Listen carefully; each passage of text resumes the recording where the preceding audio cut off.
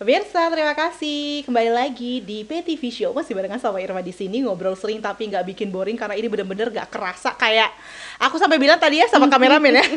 Kenapa harus diberhentiin? Stop gitu ya. Lanjut terus karena tentunya ini satu edukasi yang penting sekali buat para bunda yang berada di rumah begitu ya. Mungkin juga mengalami mungkin reka dan lain sebagainya atau mungkin anggota keluarga sendiri yang seperti itu dan ini yang terberat adalah jangan sampai kemudian kita menolak kondisi itu, tapi kita harus belajar ya Bunda ya. Apalagi sekarang banyak sekali kan cara kita untuk belajar lewat online dan lain sebagainya, dan bahkan tidak berbiaya pun sangat banyak sekali seminar-seminarnya. Oke, ini menarik banget Bunda Ima ini kemudian terjun dalam penanganan anak-anak berkebutuhan khusus, khususnya autism itu sendiri begitu ya, dan sudah lama banget gitu.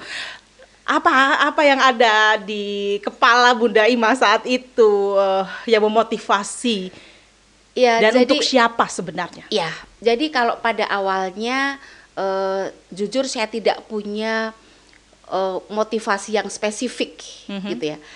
Aku hanya ketika ngelihat anak kebutuhan khusus itu memang udah cinta itu. Saya tidak punya pengalaman pribadi yang artinya apakah aku punya kebutuhan khusus gitu, tidak gitu ya.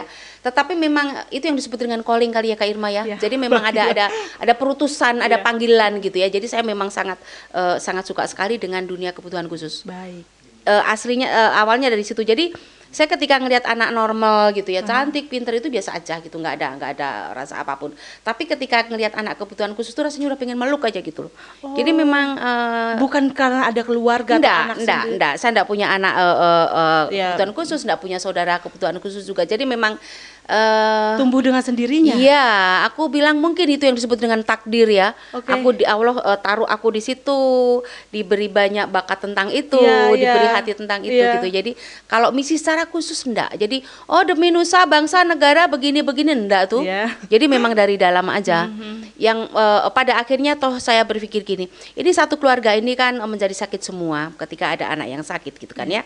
Nah, dengan mengentaskan, menyelesaikan satu anak ini, seluruh keluarga ini akan happy, akan betul-betul hidup.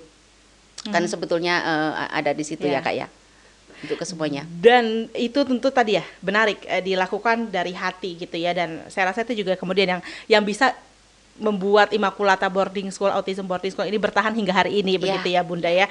Nah, tapi tadi ada usia 27, usia 21, orang ketika mendengar kata sekolah, school, pasti anggapannya adalah anak-anak usia sekolah. Duduk di meja nulis baca ya. Begitu ya, seperti sekolah-sekolah boarding atau sekolah-sekolah asrama lainnya begitu ya. Apa yang dilakukan di Immaculata Autism? Ya, di Immaculata itu adalah kita belajar, atau mereka itu belajar tentang kehidupan. Gitu. Siapa yang bisa masuk ke sana? Jadi kalau untuk yang bisa masuk begini, jadi yang kita ajarkan tadi adalah tentang kehidupan karena supaya mereka nanti besarnya mandiri. Jadi ketika orang tuanya nggak ada, mereka survive, lalu ikut saudara-saudaranya tidak akan menjadi masalah kan, seperti itu gitu ya. Jadi laki perempuan belajar hal yang sama. Namun kami juga tidak menghindari akademik. Kalau memang anak itu bisa diadakan akademik secara ya mirip dengan anak-anak yang lain kita berikan. Tapi kalau memang tidak, pas gitu.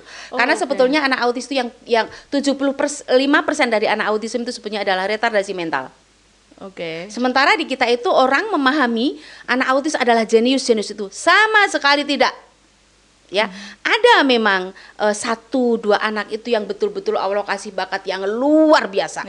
Memang ada gitu ya. Namun 1 atau 2 anak ini yang di blow up terus gitu loh Kak. Sehingga yang tak bisa apa-apa itu, yang 75% itu yang terlupakan. Yang 75% itu saya ngajarin pakai pembalut 7 bisa 2 tahun loh Kak. Ya ampun. Ya, mereka tidak makan ee-nya sendiri aja itu udah bagus. Ketika kita mengajarkan toilet ini Kak yang paling seru. Ketika anak baru mengajarkan toileting gitu ya, itu kita bisa berempat loh. Ya, jadi bersama dengan pendamping yang lainnya ya. Anaknya duduk di sini, ya kan? Ada 1 guru megang tangan, megang kanan kiri, megang ini dan sini. Karena kalau tidak, ini akan begini langsung ambil dan lep makan. Banyak. Usia nah ini yang harus kita sadari. Hal-hal seperti ini. Jadi anak-anak itu kan aja bisa di kemana-mana. Betul. Ya, ini kan fakta-fakta seperti ini. Jadi mari kita buka yang fakta-fakta yang ada. Enggak cuman anak autis itu adalah anak jenius, kejeniusan banget lalu jeglek gitu kan. Mana ada. Nah, hal-hal ini loh yang masih kita buka. Kalau orang tua sendiri saya yakin paham dengan hal-hal ini gitu ya Kak ya. Jadi itu. Lalu tadi Kakak nanya, siapa yang bisa masuk gitu kan ya.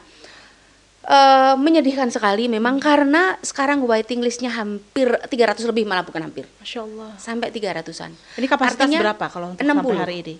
60. Jadi ini artinya adalah begitu dibutuhkan, ya. Jadi yang masuk yang umur-umur awal itu adalah 7 tahun. Nah, tapi kenapa kok tadi ada yang 27, ada 28 gitu? Betul. Karena anak-anak ini adalah di asrama untuk seumur hidupnya. Kenapa? Karena banyak ini adalah in case ya Kak, in case dari keluarga itu mungkin anak tunggal, nggak punya siapa-siapa, atau memang dia punya kakak atau adik, tapi kakak adiknya sama sekali tidak peduli. Tetapi kalaupun ada juga yang memang kakak adiknya peduli, tetapi si mamah ini merasa anakku tidak akan kubebankan. Baik. Pada saudara-saudara kandungnya, maka tetap kamu di sini di tempat yang tepat, di tempat yang tidak salah, yang tidak akan terbuli, tidak akan terlantar dan lain-lain. Nah, jadi yang besar-besar itu adalah untuk anak-anak yang memang seumur hidupnya di tempat kami. Biasanya mereka baru hadir bahkan setelah usianya juga tidak muda lagi. Baru datang atau sebenarnya sudah? Yang di asrama ini. Nah, itulah kebiasaan buruk kita. Jadi disertasi saya dulu ke doktoral saya itu adalah tentang samplingnya adalah tentang anak-anak di atas 14 tahun. Baik. Hal yang buruk pada kita itu adalah pada orang tua, maksudnya adalah memasukkan anaknya ketika udah kewalahan dipukul sana, pukul sini, atau kalau sudah terpaksa anaknya harus masuk rumah sakit jiwa, baru dilepas. Dan ini adalah sebetulnya kekeliruan besar. Harusnya itu sedini mungkin anak sudah dididik, sudah masuk, sehingga untuk kemajuannya akan jauh lebih banyak. Karena pada umumnya walaupun tidak 100% tentu, di atas 14 ini banyak sekali yang masuk rumah sakit jiwa. Bukan menjadi schizophrenia, bukan menjadi gila, tetapi tenaganya ini loh Kak. Iya, tenaganya sangat kuat. Ketika dia ngamuk, orang tuanya udah pada tua lah ya, pada loyo, tetapi tenaga dia makin kuat. Nah, ini yang harusnya kita hindari. Karena memang tidak seharusnya mereka masuk di situ, karena beda lah ya. Betul. Kira-kira ke sana. Jadi itu yang kira-kira bisa masuk. Jadi sekalipun sekarang penuh, jadi kami menerima anak murid baru itu jarang. Karena ketika anak ini sudah bisa dipulangkan, baru ada anak satu lagi bisa masuk. Dan itu butuh waktu yang sangat lama. Butuh waktu yang sangat lama, tidak ada yang instan, tidak ada. Dan semuanya bisa lebih cepat sebenarnya pemirsa. Andai kita anaknya lebih bisa, anaknya bisa segera diatasi begitu. Artinya kita sendiri sebagai orang tua juga tidak menolak keberadaan tersebut, tidak menolak keadaan itu. Keikhlasan ya Kak? Ya, lagi-lagi kembali ke situ, keikhlasan. Karena kalau kita ikhlas sejak dini, tentu proses adaptasinya menjadi semakin mudah ya. Dan memberikan lagi-lagi, kalau andai kita masih mau mengignore ya, artinya menolak keadaan ini, ingatlah bahwa banyak orang yang masih perlu bantuan. Jadi kita harus segera jangan sampai berlama-lama. Oke Bunda, luar biasa sekali, dan kita masih akan berbincang lagi pemirsa, tetaplah bersama kami di PTV Show.